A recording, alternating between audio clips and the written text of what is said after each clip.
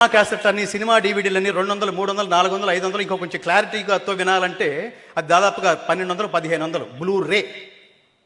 భగవద్గీత పుస్తకం జస్ట్ 10 రూపాయలు. ఎంతమంది హిందువుల ఒళ్ళో, ఎంతమంది హిందువుల గుళ్ళో, ఎంతమంది హిందువుల ఇళ్లలో ఉందో మనం ఆలోచించుకోవాల్సిన స్థితి. ఒక జీవితకాలంలో భగవద్గీత శ్లోకం మనం చదువుతున్నామా, మన బిడ్డలకు నేర్పిస్తున్నామా? నేర్పిస్తే ఏమొస్తుంది? సంస్కృతం చదివితే శబ్దం పరిపుష్టం అవుతుంది. శబ్దం పరిపుష్టం అయితే వాక్కు శుభ్రపడుతుంది.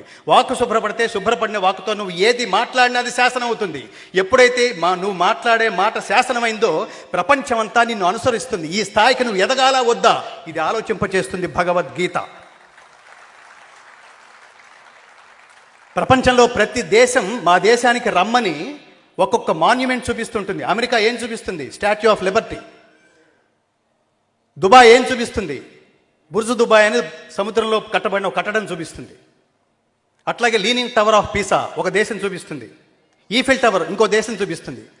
భారతదేశం ఏం చూపిస్తోందంటే తాజ్మహల్ అనే సమాధిని చూపిస్తోంది. అత్యంత దురదృష్టకరమైన విషయం.